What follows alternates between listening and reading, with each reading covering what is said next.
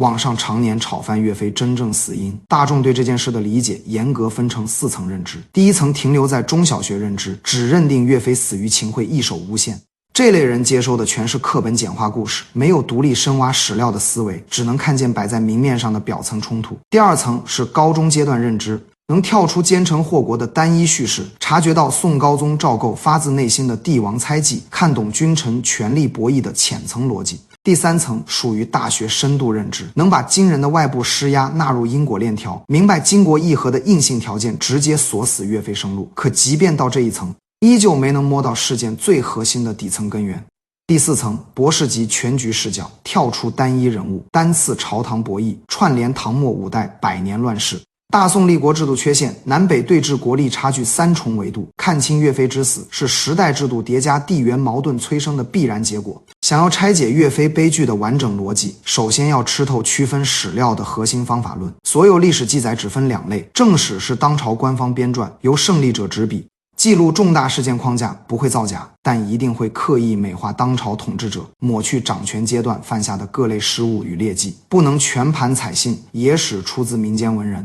隐士之手没有官方立场束缚，却大多依靠道听途说，主观加工，甚至刻意抹黑编造内容，真假混杂更难分辨。就拿大众熟知的《水浒传》举例，100单八将全部无史实原型，武大郎、潘金莲、西门庆的爱恨纠葛纯属后世杜撰。真实的梁山起义只是小规模地方民变，完全没有小说里声势浩大的讨伐场面。历史学家的本质工作只有2件：第一，梳理历代事件提炼通用历史规律，用来警醒后世掌权者；第二，剥离史料滤镜，还原客观真相。还原真相的难点在于正史，野史都存在失真，可所有重大历史事件绝不会凭空发生，每一件事背后都藏着清晰动机，贴合时代背景推导出来的动机，才最贴近真实原貌。想要找准古人行事的底层动机，不能用现代思维直接套用古代环境、古代军政律法、百姓思想、朝堂规则和当下完全割裂。只有吃透事件发生前后数百年的时代脉络，才能避开片面解读的误区。岳飞之死的根源根植于大宋立国之初的制度漏洞，只盯着南宋一招分析永远看不透，必须往前倒推进200年，从大唐崩塌后的5代十国乱世从头梳理。公元907年，盛极一时的大唐王朝彻底覆灭，中原大地瞬间4分5裂，各地手握兵权的藩镇诸侯割据一方，常年互相攻伐，正式进入混乱不堪的5代十国时期。藩镇等同于手握军政大权的地方诸侯，所有人都想拿下中原核心之地开封，以此占据政权正统名分。各路枭雄纷纷扛起贴合自身身份的道义大旗，李氏宗室打着复兴大唐的旗号，刘氏后人高举光复大汉的旗帜。数十年间，中原先后更迭5个短命王朝，依次是后梁、后唐、后晋、后汉、后周。古时中原是天下正统核心，谁掌控开封汴梁，谁就能拥有法理上的中原政权。宋代林升那句山外青山楼外楼，西湖歌舞几时休，暖风熏得游人醉，只把杭州做汴州，写的就是靖康之后大宋丢失中原，朝廷南迁定都杭州的现状。北宋与南宋从来不是2个独立王朝，只是同一宋朝的2处都城。北宋定都北方开封，南宋定都南方临安，就像西周、东周、西汉、东汉，都是后世史学家为区分时段划分的叫法。当时朝野上下只称大宋，不存在南北之分。之前网上有台湾退役少将闹出低级笑话，声称西汉、东汉互相认定对方是伪政权，就是完全不懂古代王朝划分逻辑。咱们梳理历史一定要避开这种基础常识错误。回到5代乱世主线，大唐覆灭后首个中原正统政权是后梁。梁王朱晃接受唐哀帝禅让，定都开封建国，后世为区分南朝梁，称其为后梁。梁王占据开封，拥有正统名分，却无力吞并周边10国割据势力，各方常年混战不休。原本大唐李氏旧部李克用本姓朱邪，因效忠大唐被皇室赐姓李，一直打着复兴大唐旗号对抗后梁。李克用离世后其子李存勖领兵攻破开封，开启后唐统治。李存勖行军作战，天赋顶尖，治国理政却毫无章法，很快被同族李嗣源取而代之。2人都姓李，政权依旧沿用后唐国号。李嗣源登基后，皇子李从容企图起兵夺位，兵败身亡。李嗣源受惊病逝，剩余皇子为争夺皇位自相残杀，最后养子李从珂夺得皇权。李从珂上位后，忌惮手握重兵的妹夫石敬瑭，担心对方起兵谋反。石敬瑭察觉危机，主动向契丹求援，许诺割让燕云16州换取外力扶持。燕云16州是中原北方天然屏障，整片区域群山连绵，历代依托山地修筑长城，易守难攻。一旦拱手送人，北方游牧骑兵就能毫无阻碍直扑中原腹地。这一步操作直接把中原门户彻底敞开，从中原内部诸侯内战彻底演变成引外敌祸乱华夏的卖国行径。契丹出兵击溃后唐，末帝李从珂在洛阳自焚，石敬瑭依靠外族扶持占据开封，建立后晋，靠出卖国土换来的政权天然背负道义污点。周边割据势力全都以此为借口讨伐后晋。南方吴国君主原本姓徐，为拥有争霸天下的正当理由，直接改姓李氏，借复兴大唐的名义起兵攻打后晋。后晋靠契丹立国，朝野上下皆以其为耻。石敬瑭离世后，养子继位，不愿再对契丹俯首称臣，双方彻底撕破脸。契丹随即发兵覆灭后晋，改国号为辽。这件事儿彻底改变中原战局。此前100年纷争全是汉人内部政权争斗，如今外族辽国直接占领中原核心开封，举国上下掀起大规模抗辽战事。华夏民族向来有内部纷争不断，外敌入侵便万众一心的特质。出身底层的刘知远领兵击退辽军，耶律德光在逃亡途中病逝，刘知远顺势占据开封，建立后汉。因自身姓刘，借大汉正统收拢民心。刘知远过世后，幼子刘承佑继位，乱世通用规律十分清晰，开国君主凭借威望压制麾下武将。一旦君主离世，年少继承者无力镇住手握兵权的大将，极易爆发武将夺权叛乱，所以历代开国帝王大多会清算功臣。刘知远在世时，天下尚未平定，不敢大肆诛杀武将，可年轻的刘承佑满心猜忌，下定决心铲除前朝旧将。公元950年，刘承佑联合亲信下达密令，分头诛杀军中核心将领。消息提前走漏，郭威直接领兵起兵推翻后汉。郭威自称周朝后裔，建立5代最后一个王朝后周。后周是5代综合实力最强的政权。郭威离世后，养子柴荣继位，也就是后世公认的周世宗。上位后推行全方位改革，国力飞速提升，接连吞并周边割据小国，主动出兵北伐辽国，收回燕云16州半数土地。按照当时发展节奏，中原统一近在眼前。可惜周世宗北伐途中染重病，被迫班师回朝后不久病逝。离世时亲生皇子年仅7岁，主少国疑的局面直接给赵匡胤创造夺权机会。赵匡胤领兵北上抵御辽国，行至陈桥驿和麾下将士密谋，手下将士强行将龙袍披在他身上，也就是家喻户晓的陈桥兵变，黄袍加身。赵匡胤调转军队返回开封，逼迫后周幼帝禅位，登基改元建隆，定国号宋，占据北方开封，后世称北宋。赵匡胤接手原本实力雄厚的后周基业，自身军政能力出众，持续对外征战，先后平定后蜀、南汉、南唐割据势力，局势稳步走向统一。可一场烛光浮影留下千古谜案，赵匡胤和弟弟赵光义深夜饮酒后骤然离世。正史没有详细记载死因，野史流传各类离奇说法，最贴合利益逻辑的推论是赵光义蓄意弑兄，兄长离世后他是最大受益者。赵匡胤死后，皇位没有传给亲生儿子，由弟弟赵光义继承。背后流传杜太后临终遗言，告诫赵匡胤后周覆灭根源在于幼主临朝，劝其传位弟弟，保证国家常年有年长君主坐镇。这条说法虽能勉强解释传递缘由，依旧存在多处违背常理的疑点，完整真相早已无法考证。赵光义同样具备雄主才干，登基后逼吴越主动归降，御驾亲征覆灭北汉，彻底终结5代十国数百年分裂局面。大宋完整疆域基本由赵匡胤、赵光义2人打下。很多人不熟悉赵光义，却一定读过南唐后主李煜的《虞美人》。南唐被北宋攻破后，李煜被俘囚禁，写下春花秋月何时了，往事知多少，小楼昨夜又东风。故国不堪回首月明中，雕栏玉砌应犹在，只是朱颜改，问君能有几多愁，恰似一江春水向东流。很多人误读这首词是情爱诗作，实则通篇满是对故国南唐的思念，蕴含极强的政治诉求，极易勾起前朝旧部复国之心。站在大宋君主的立场，李煜的存在本身就是巨大隐患。赵光义最终下令赐死李煜。民间流传赵光义强占小州后命画师绘制春宫图的传闻，流传范围极广，却是100%的后世谣言。两宋所有正史、民间野史均无相关记载。该说法最早出现在元朝，元朝推翻宋朝后，刻意编造谣言抹黑前朝君主赵匡胤、赵光义，皆是推动华夏统一的明君，开创两宋经济文化盛世。可2人定下的核心国策重文轻武，为大宋后世持续衰弱埋下无法逆转的隐患。想要读懂重文轻武国策的由来与弊端，依旧要回溯5代藩镇之乱。大唐国土疆域辽阔，四方边境常年遭受外族侵扰，朝廷设立10处节度使军镇，统称天宝10节度。边境距离中原朝堂路途遥远，军情传递往返动辄数月，朝廷无法及时调配兵力粮草应对战事，于是下放极大权力给各地节度使。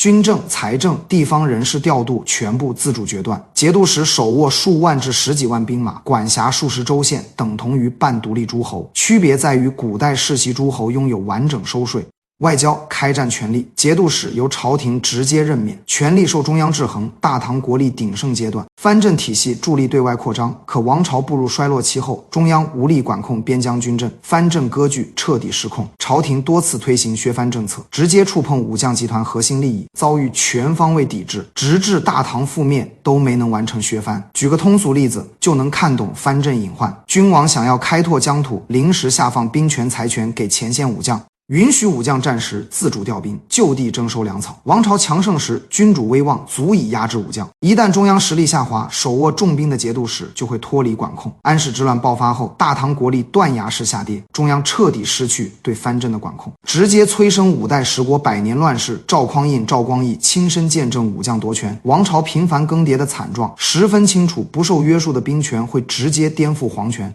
建国后立刻出台全套限制武将权力的制度，也就是重文轻武。第一条核心规则，军队日常统帅由文官担任，武官只负责前线作战。很多人第一反应会质疑文官不懂行军打仗，这套制度配套补充规则，和平时期文官管控军队调度、粮草人士，爆发战事时临时移交指挥权给武官，战争结束立刻收回兵权交还文官。这套设计利弊十分清晰，好处是文武官员互相制衡，武官无法长期掌控一支军队，难以抱团形成利益集团起兵造反，文官不懂实战调度，也没有独立掌控军队作乱的资本，完美解决5代武将篡位的历史痛点。弊端直接重创军队战斗力，武将只有战时短暂拥有兵权，平日和麾下士兵长期分离，将士之间没有磨合默契，战场配合必然大打折扣。朝堂行政层面同步推行轮岗制度，和现代官员交叉调动逻辑完全一致。地方知州、转运使、边防将领定期互换任职区域，杜绝官员长期扎根一地，培养私人势力。整套制度最大程度杜绝内部叛乱，却大幅削弱国家整体动员能力。军民将士之间的连结全部被人为割裂。很多人会疑惑，这套制度大幅弱化军队实力，为何赵匡胤、赵光义时期能顺利平定四方割据，核心关键在于2位开国君主都是能征善战的雄主，具备顶尖军事素养，对外征伐全程御驾亲征。皇帝亲自统领大军，能快速弥合将士之间的隔阂，凝聚全军士气。翻看两宋全部史料，会发现大宋君主格外热衷御驾亲征，本质是这套重文轻武制度自带的缺陷，只能靠君主亲自领兵弥补，可雄主不会代代延续。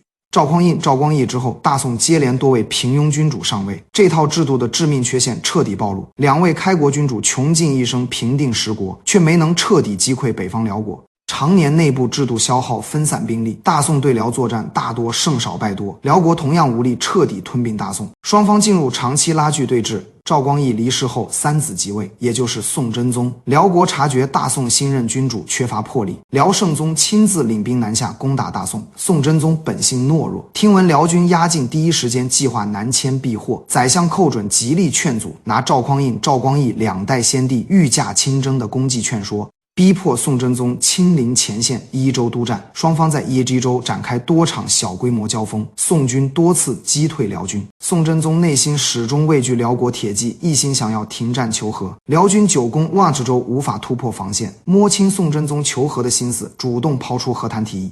双方最终签订提渊之盟，条约4条核心内容。第一，大宋辽国结为兄弟之国，辽圣宗年幼，尊宋真宗为兄长，后世君主延续辈分划分。第二，两国以白沟河划定边界，辽国归还瀛州、莫州2州，边境双方全部撤兵，边境逃犯不得互相藏匿，原有城池禁止新增防御工事。第三，大宋每年向辽国缴纳白银10万两，绢布20万匹，运至雄州交割。第四，边境开设榷场，两国自由贸易互通有无。条约看似双方各有让步，大宋每年固定支付巨额岁币，却换来近100年南北和平，外部边境危机暂时平息。内部新的隐患再度滋生。西北党项部族唐代归顺中原，大宋建立后长期依附朝廷，常年受制于大宋管控，最终宣告独立，建立西夏。大宋出动军队征讨，却因重文轻武，导致军队战力薄弱，多次征伐无功而返，只能默认西夏独立。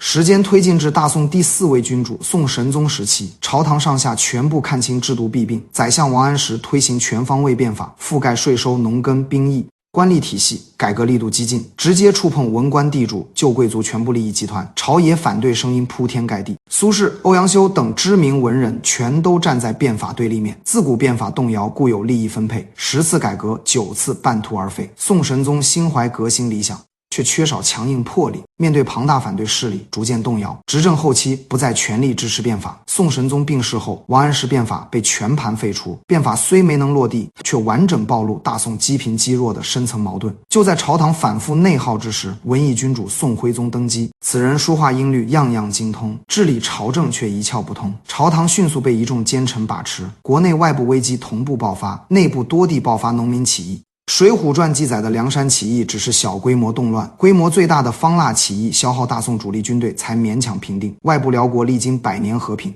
军备彻底松懈，东北女真部族长期遭受契丹压迫，起兵反抗，建立金国。大宋朝堂看准时机，和金国秘密签订海上之盟，约定南北夹击辽国。辽国常年安逸，战力暴跌，面对金军进攻节节败退，只能向大宋求援。彼时大宋主力军队全数南下平定方腊起义，北方无可用兵力配合金国伐辽，既没能出兵履约，又无力抵挡溃败辽军残部。辽军残兵轻松击溃大宋北部守军，这件事造成2大致命后果。第一，大宋违背海上之盟盟约，金国彻底失去信任。第二，金国亲眼看清大宋军队孱弱不堪。辽国覆灭后，金国立刻规划南下灭宋，随便捏造借口发动全面入侵。宋徽宗无力应对乱世危局，不想背负亡国君主的历史骂名，直接把皇位强行传给儿子宋钦宗，所有割地赔款、屈辱求和的条约全部由新军签署。金国大军围困开封，索要巨额赔款，大宋国库无力支付，金军直接将开封城内全部皇室、朝臣共计3000余人押往北方。此事发生在靖康年间，史称靖康之耻。再读岳飞《满江红》，就能读懂词句里的满腔悲愤、怒发冲冠、凭栏处、潇潇雨歇、抬望眼、仰天长啸、壮怀激烈。30功名尘与土，8000里路云和月。莫等闲，白了少年头。空悲切，靖康耻，犹未雪。臣子恨，何时灭？驾长车，踏破贺兰山缺。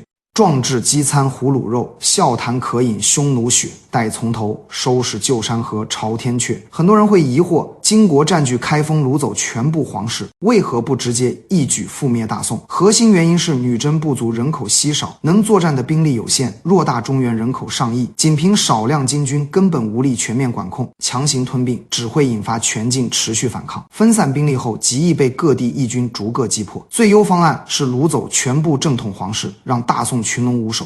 内部爆发军阀割据内乱，金国在慢慢蚕食南方土地，金军千算万算，唯独漏掉一人。宋徽宗庶子赵构，赵构生母出身低微，原本在皇室内部毫无继承权，所有正统宗室全部被俘。大宋文武百官只能拥立赵构登基。金国得知漏走皇室子弟，立刻领兵回头追捕赵构，不敢直接斩杀宋朝君主，担心激起全国百姓同仇敌忾，只能依靠掳掠皇室瓦解大宋正统。赵构天生畏惧金国铁骑，一路向南逃亡，最终定都临安、杭州，北宋正式转为南宋。